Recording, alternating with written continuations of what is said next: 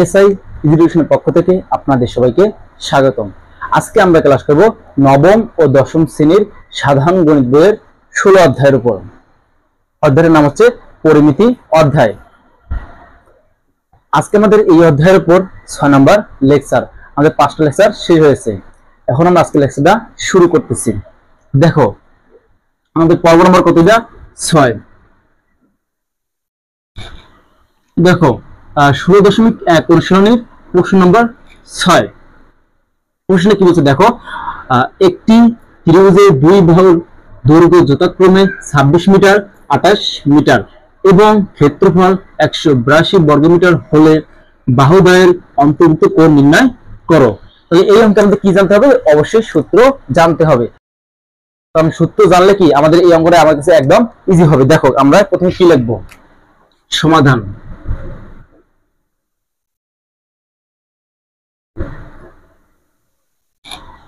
আমরা লিখব কি? মনে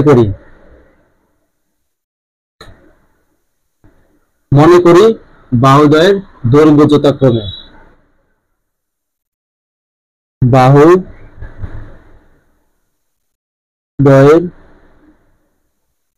দৈর্ঘ্য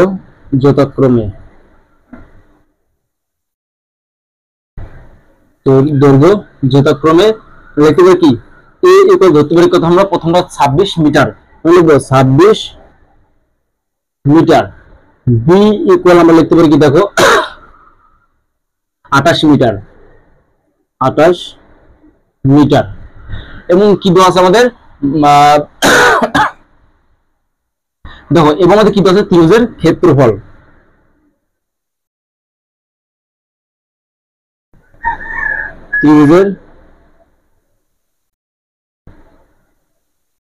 দেওয়া আছে কত? 182 বর্গমিটার এবং আমরা ধরবো কি? দেখো বাহুদের অন্তর্ভুক্ত করে আমরা কি ধরবো? থিটা। বাহুদ্বয়ের অন্তর্ভুক্ত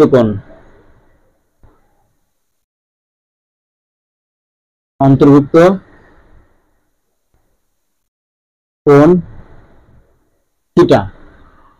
এখন আমরা আর কিছু লাগবে না। এখন আমরা কি সূত্র জানলে আমরা খুব সহজে অ্যান্সার বের করতে পারবো। তো দেখো আমরা যদি কি দুই বাহুর দৈর্ঘ্য দেওয়া থাকে তাহলে আমরা সূত্র কি ব্যবহার করবো? দেখো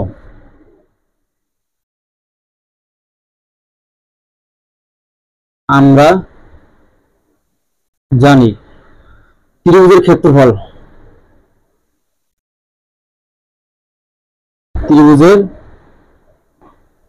ক্ষেত্রফল ইকুয়াল হাফ ইন্টু বাহুদ্বয়ের গুণফল ইন্টু কি? Sine theta. তো এটা কি আমাদের সূত্র? এটা আমাদের অবশ্যই মুখস্থ থাকতে হবে, না হলে কি আমরা এই অঙ্কটা পারবো না। তো দেখো আমরা এখন কি করবো? মান বসাবো জায়গায়। দেখো বা এই যে ত্রিভুজের ক্ষেত্রফল কত আছে আমাদের? 182 182 ইকুয়াল হাফ। এ আর বি অঙ্ক দিচ্ছি আমরা 26 আর 28 26 ইন্টু 28 ইন্টু সাইন থিটা। বা দেখো আমরা কি করবো? 2 দিয়ে 26 কে ভাগ দিয়ে কত হয়? 13। 2 দিয়ে 26 কে ভাগ দিলে 13। তো 13 গুণ কি করবো? 28। 13 গুণন 28 হল হচ্ছে 364। দেখো আমরা কি লিখবো? 182 ইকুয়াল 364 সাইন থিটা। এখন দেখো আমরা কি করব? এই পুরো মানটা কি বাম পাশে নিয়ে আসবো। কারণ আমাদের কি মান দরকার? সাইনের মান, থিটার মান বের করতে হবে। বা sine theta equal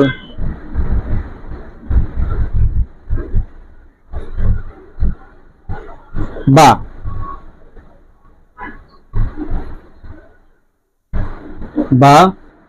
364 sine theta equal 182 বা সাইন থিটা ইকুয়াল।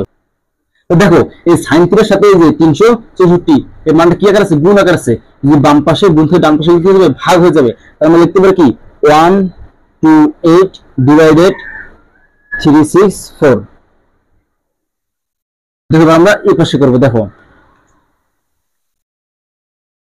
এখন যদি আমরা কি 182 কে আমরা কি দিয়ে ভাগ দেবো, 364 দিয়ে ভাগ দেবো।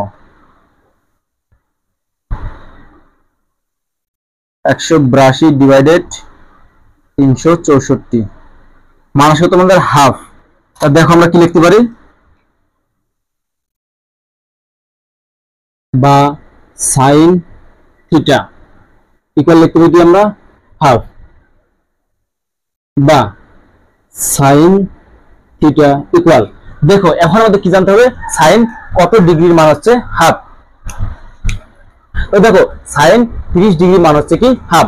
এই যে হাফের পরিবর্তে আমরা কি লিখবো, সাইন 30 ডিগ্রি। তো দেখো হাফের পরিবর্তে আমরা কি লিখতে পারি, সাইন 30 ডিগ্রি। দেখো উভয় পাশে সাইন আছে, সাইন কি তাহলে বাদ যাবে, তাহলে আমরা কি লিখতে পারি, অতএব থিটা ইকুয়াল 30 ডিগ্রি। তাহলে কি এটা আমাদের অঙ্কের অ্যান্সার। আমরা শেষে কি লিখবো, বাহুদ্বয়ের অন্তর্ভুক্ত কোণ, বাহু দ্বয়ের অন্তর্ভুক্ত কোণ, অন্তর্ভুক্ত কোণ 30 ডিগ্রি। এটাই আমাদের অ্যান্সার। আশা করি সবাই বুঝতে পারছো। আর যদি তোমাদের বুঝতে সমস্যা হয় অবশ্যই আমাকে কমেন্ট করে জানাতে হবে। আর যদি তোমাদের কোনো একটা টপিকসে বা কোনো একটা বইয়ের উপর আলোচনা করতে হয় অবশ্যই আমাকে সেটাও কমেন্ট করে জানাতে হবে। আর অবশ্যই আমার ভিডিও ভালো লাগলে অবশ্যই শেয়ার করতে হবে, এবং যারা আমার চ্যানেল নতুন তারা আমার ইউটিউব চ্যানেল সাবস্ক্রাইব করে পাশে থাকবে, এবং যারা ফেসবুক পেজ থেকে দেখবে তারা অবশ্যই আমার কি হবে, ফেসবুক পেজে ফলো দিয়ে পাশে থাকবে। সবাইকে অসংখ্য ধন্যবাদ।